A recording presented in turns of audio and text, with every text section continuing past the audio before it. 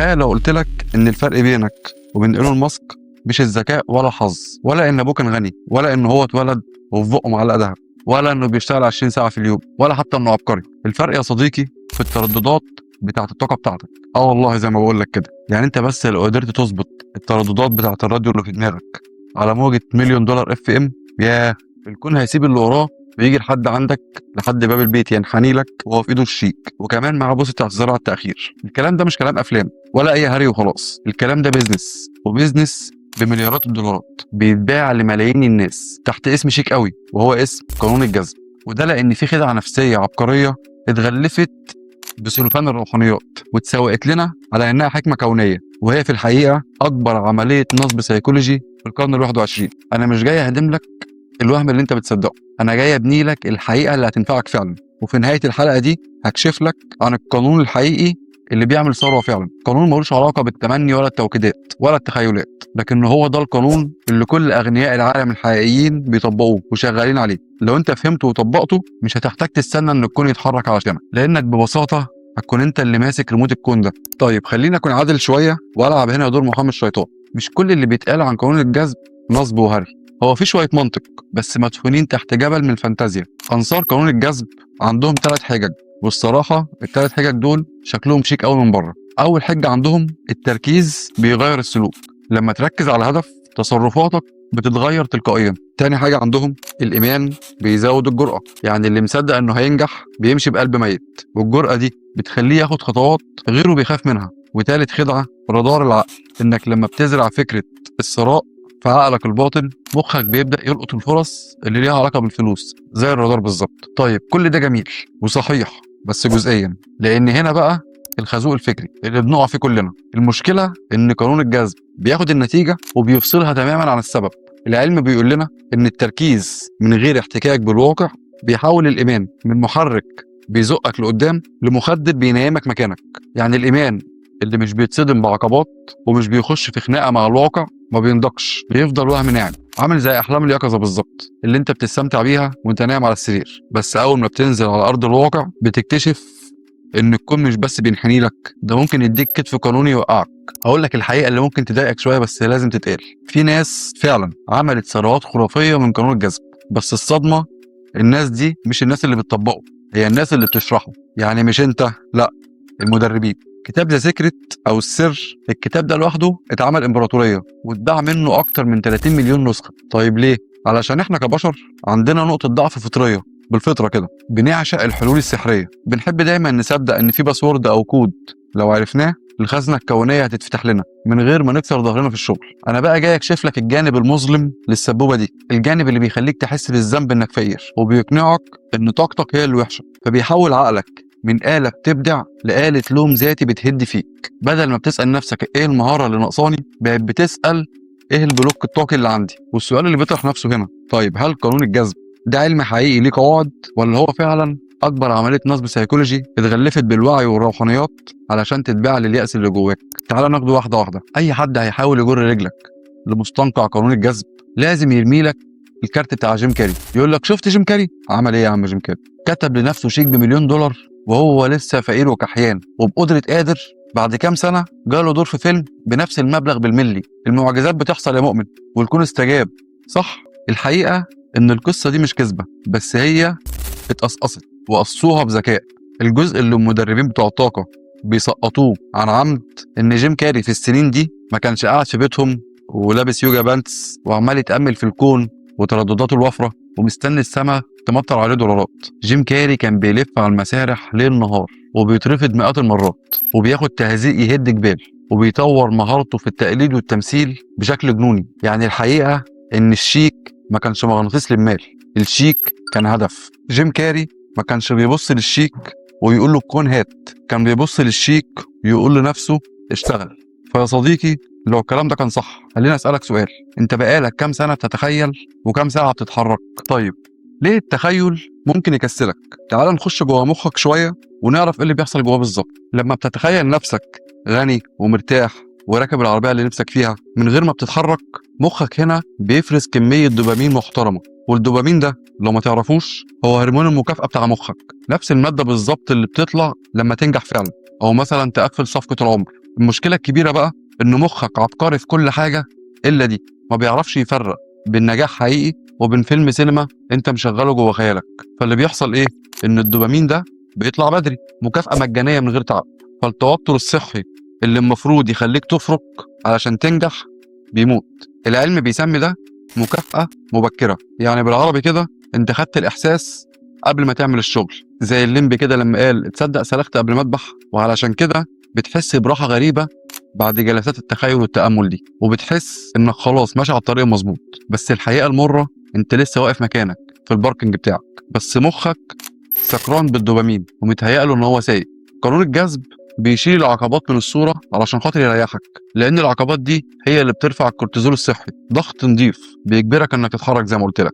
لما انت بتشيل الضغط ده انت هنا مش بتشيل التعب، انت بتشيل المحرك نفسه. وعشان اثبت لك اكتر ان ده بيزنس الوهم، في علم النفس في خط رفيع قوي بين الخيال العاجز والتخطيط الذهني. العقل لما بيشوف هدف واضح ومربوط بخطوات بيبدأ يشتغل بالظبط كأنه GPS، بيدور لك على أسرع طريق للهدف ده. ركز بقى معايا، لكن لما توريه النتيجة النهائية من غير الطريق أو من غير خطوات، عقلك هنا بيبتدي ينام، لأنه افتكر إن المهمة دي تمت خلاص. وهنا بقى مربط الفرس الحقيقي. ليه المدربين بيبيعوا لك النتيجة وبيهمشوا السعي؟ ببساطة لأن العمل سلعة دمها تقيل ومحدش بيشتريها. يعني لو أنا نزلت لك النهاردة على القناة كورس، والكورس ده اسمه إيه؟ اتعب وترفض وافشل 10 سنين وبعدين هتنجح، تفتكر في كام واحد هيشترك؟ طبعا صفر. الناس مش عايزة تشتري خطة التدريب، الناس عايزة تشتري حباية تخسيس، يشتروا وهم تخيل فالأمنية تتحقق، وعمرهم ما يشتروا تذكرة السكة الصعبة. طيب سؤال بسيط قوي لكل واحد مصدق، لو كان موضوع الشيك ده بيغني فعلا، ليه في ملايين الناس كاتبين شيكات وحاطينها تحت المخدة وبقالهم سنين مستنيين الكون يرد عليهم، والكون عمل سين ومطنشهم؟ خلونا بقى نسيب القصص والحاجات اللي اتقصقصت ونروح للمكان اللي ما بيكدبش، نخش بقى على المختبر العلمي. البروفيسورة جابرييل اوتنجن من جامعة نيويورك قضت 20 سنة كاملة من عمرها بتدرس في حاجة واحدة بس، التفكير الإيجابي. وعملت التجربة دي كانت فيها صدمة. جابت مجموعتين من الناس، المجموعة الأولى طلبت منهم يعملوا بالظبط زي ما قانون الجذب بيقول، يقعدوا يتخيلوا أحلامهم وهي بتتحقق قدام عينيهم والفلوس وهي بتجري في إيديهم. المجموعة التانية بقى طلبت منهم يفكروا في العقبات والبهدلة والمشاكل اللي ممكن تقابلهم في الطريق ويفكروا لها في حلول. تفتكروا مين فيهم نجح وحقق أهدافه؟ النتائج هنا كانت عكس ما أي حد من بتوع قوانين الجذب يتخيل. المجموعة اللي هي أفرطت في التخيل الإيجابي طاقتهم الجسدية قلت، ضغط دمهم والنبض بتاعهم هدي لدرجة الخمول، مخهم اتخدع بجد وافتكر انه خلاص وصل لخط النهاية، فبطل يفرز المواد الكيميائية اللي بتدفعهم ان هم يتحركوا ويعافروا. التفكير الايجابي المفرط بيخليك مسترخي لدرجة الغيبوبة، مستمتع بالوهم لدرجة انك ما بتبذلش مجهود حقيقي. وعلم النفس بيسمي الموضوع ده الخيالات الايجابية تفسد الاداء.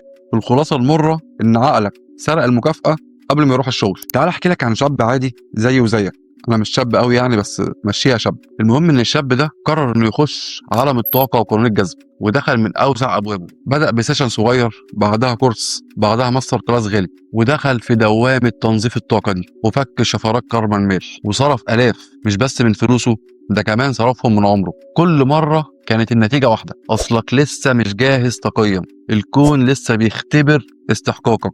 نظف طاقتك اكتر والفلوس هتجري وراك. السنين عدت وصاحبنا واقف مكانه. هل معاه مهارة؟ لا. هل فاهم في السوق؟ برضه لا. طيب قدم قيمة للناس؟ برضه لا. الشاب ده يا جماعة مش كسول، الشاب ده متخدر بالأمل. هو عايش في صالة انتظار كبيرة اسمها مغناطيس المال، ومستني القطر يجي عشان يركبه، وهو أصلا ما لقاش المحطة لسه. في المقابل في شخص تاني خالص، شخص استخدم الخيال برضه، بس استخدمه في الأول كشرارة وبعدها نزل على الأرض. درس مهارة واحدة بجد ودخل سوق واحد، اتغلى في الأول وغلط واترفض واتلخبط ووقع وقام. الفرق بينهم هنا مش ترددات طاقة، الفرق في المسار نفسه. العبرة هنا إن الخيال لوحده حرامي محترف بيسرق منك أغلى حاجة عندك، الدافع إنك تعافر في الحقيقة. طيب حد يجي يقول لي أنت كداب، لأن في ناس بتحلف إن قانون الجذب نفع معاهم ويقول لك ده أنا مجرد ما فكرت في الحاجة لقيتها قدامي. هرد عليك هنا يا صديقي، بنقابل وحش سيكولوجي اسمه الانحياز التأكيدي بمساعدة جهاز صغير في المخ هو RAS. واحدة واحدة كده معايا. تخيل انك عملت فيجن بورد او لوحة احلام وحطيت فيها الحاجات اللي انت نفسك فيها او الاحلام بتاعتك، صورة عربية مرسيدس سودا فجاه وبقدره قادر بقت بتشوف المرسيدس السوداء دي في كل حته في الشارع وعلى كل كوبري، حتى ممكن تلاقيها راكنه تحت بيتكم. تفتكر ايه اللي حصل؟ هل الكون شحن لك العربيات دي مخصوص عشان يقول لك انا معاك او يراضيك؟ لا خالص، العربيات ديت موجوده من سنين بس مخك كان بيعمل لها اجنور. جهاز الار اي اس ده بقى ايه وظيفته؟ وظيفته ان هو فلتر، بيعدي لك بس الحاجات اللي انت مهتم بيها. يعني انت ما خلقتش المرسيدس دي، انت بس برمجت الرادار بتاعك انه يلقطها. وهنا بقى الناس بتصرخ اهو شفت الكون استجاب. لا يا بطل استنى، ركز بس كده واهدى معايا. انك تلاحظ الفرص دي حاجه عظيمه، بس الملاحظه مش هي الانجاز. انك تشوف الفرصه مش معناها انك ركبتها خلاص، وانك تلاحظ الطريق مش معناها انك مشيت فيه. المدرب بقى بيجي يستغل اللحظه دي ويدخل لك بكلمته الشهيره الكون استجاب. فتبدا انت يا برنس تلغي عقلك المنطقي وتعتمد على الاشارات. لو صفقه فشلت طاقتك كانت مشوشه، لو صفقه نجحت شفت الكورس بتاعي جاب نتيجه وشغال اهو. في الحالتين هو الكسبان، كسبان فلوسك، وانت في الحالتين عمال تلف في ساقيه وهميه. تعالى بقى امسك لك القاموس بتاعهم ونعمله ديسكريبشن كده حلو ونفك التشفير بتاعه علشان نفهم هم قاصدين ايه بجد ورا الكلام الحلو والموزون ده. لما بيقول لك سيب الكون يشتغل، هو قصده هنا ما تستعجلش النتائج، والاهم اياك تحاسبني لو ما فيش حاجه حصلت. لما بيقول لك الثقه اهم من الفعل، هو قصده ما تقيسش النتائج بتاعتك بالارقام، خليك غرقان في الاحساس وبس. لما بيقول لك المال بيهرب من المحتاج، ودي بقى اخطرهم، لان معناها ممنوع تعترف بوجعك ولا بجوعك ولا بفقرك. خليك في حاله انكار لحد ما فلوسك تخلص على كورساتي، ويقول لك لو ما حصلش يبقى وقتك لسه ما جاش. هو هنا يا معلم بيديك مسكن ملوش تاريخ صلاحيه علشان يضمن ان مفيش سقف زمني للفشل وتفضل قاعد مستني للابد. دي يا صديقي مش لغه تحفيز، دي لغه لقتل حلمك ولقتل التصميم بتاعك، لغه بتلغي المحاسبه وتخلي المدرب دايما صح ومستحيل يغلط. المعامله بتمشي كالتالي بالظبط: لو نجحت يبقى الفضل راجع لقانون الجذب اللي هو باعهولك، لو فشلت يبقى العيب في طاقتك انت. في الحالتين هو البطل وانت اللي شايل الليله كلها.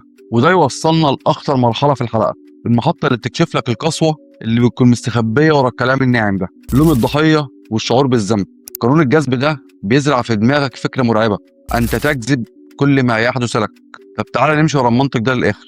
هل الطفل اللي مولود بمرض خطير او مولود في مجاعه جذب الجوع لنفسه؟ المريض اللي بيحارب السرطان هو اللي استدعى المرض بطاقته؟ الناس اللي بيوتها اتهدد في حروب وفي زلازل كانوا مذبذبين غلط لا سمح الله؟ المنطق ده مش بس فاسد، ده بيخلق قسوه قلب غريبه وبيمسح اي معنى للتعاطف الانساني. والادهى بقى انه بيبني جواك سجن ملوش قضبان. لو ما بقتش غني بعد الكورس او حياتك ما اتحسنتش بتبدا تحس انك فاشل روحانيا، بتبدا تاكل في نفسك وتقول انا اكيد طاقتي وحشه، انا عندي بلوكات، انا السبب في فقري.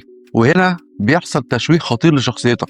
بدل ما تسال الاسئله الصح اللي تطور منك، انا محتاج اتعلم مهاره ايه، او السوق محتاج ايه، بتقعد تسال نفسك انا فيا ايه غلط. وده يا صديقي ولا هو وعي ولا ارتقاء، ده جلد ذات متغلف بروحانيات. تعالوا نكون صراحه اكتر مع بعض ونتكلم كلام كبار شويه. الفقر مش دايما بيكون سببه عقليه وحشه. في ناس مولوده في ظروف ما فيهاش شبكه علاقات كويسه، من غير راس مال، في سوق مقفول بضبه ومفتاح، او حتى في توقيت تاريخي واقتصادي ما يعلم به الا ربنا. قانون الجذب بقى بيعمل ايه؟ بيمسح لك كل الظروف دي باستيكه ويقول لك ببرود كده مبالغ فيه المشكله جواك انت بس. والكلام ده رغم ان هو شكله بيكون حلو ومريح في الاول لانه بيحسسك انك بتملك القوه، الا انه فخ مرعب، لانه ببساطه بيعرف النظام والواقع من المساءله وبيرمي الحمل كله فوق كتافك انت لوحدك. بيخليك تحارب خيالك بدل ما تفهم اللعبه وتلعبها صح. الوعي الحقيقي يا صديقي هو انك تعترف بالقيود الاول وبعدين تبدا تشتغل بذكاء من جواها. لكن الوهم انك تنكر القيود دي تماما وتتحاسب على حاجات ملهاش علاقه خالص بارادتك وتسيب الحاجه اللي فعلا في ايدك. وده اللي علم النفس بيسميه الايجابيه السامه، الايجابيه اللي بتهرب بيك من الواقع بدل ما تخليك تواجهه. بدل ما تتعلم مهاره تتباع او تقعد تدرس احتياج السوق، بتلاقي نفسك بتضيع فلوسك ووقتك في تنظيف كرم المال. والفلوس ساعتها بتتحرك فعلا، بس بتتحرك من جيبك لجيب المدرب اللي عارف يبيع لك الوهم وهو بيستغل يأسك ولحظه ضعفك.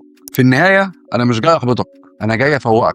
العلم بيقول ان التفاؤل ده مهم جدا، بس التفاؤل اللي بجد، التفاؤل الواقعي. وعلشان كده بدل قانون الجذب اللي ما بيجيبش همه، انا جايب لك القانون اللي بيجيب فلوس فعلا، تقنيه WOOP. ركز في الاربع حروف دول عشان هم دول الخلاصه. خلينا نبسطها كده واقولها لك بالعربي. هم 4 كلمات: الامنيه، حدد انت عايز ايه بالظبط. النتيجه، انك تتخيل شكل النجاح. العقبه، وهنا الفرق الجوهري بقى، اسال نفسك ايه اللي هيمنعني بجد.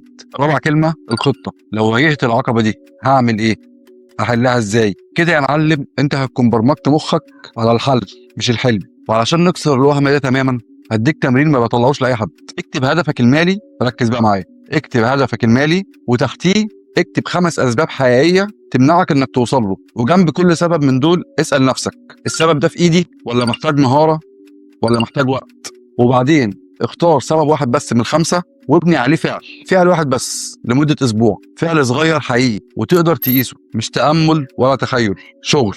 وهكذا لحد ما تكمل الأسباب كلها. يا صديقي كلمة طاقة المال مش زي ما بتسمعها، مش تخيلات بس. محتاج فلوس، قدم قيمة حقيقية للناس، الناس هتديك فلوس. اتعلم طريقة بيع، افهم استثمار، ادرس إدارة مالية. بلاش تستنى الكون يبعت لك شيكات، انزل انت واكتب الشيك بعرقك ومجهودك. الوهم بيريحك دلوقتي بس بيحبسك بعدين، والحقيقة ممكن توجعك دلوقتي بس هي الوحيدة اللي هتطلعك قدام.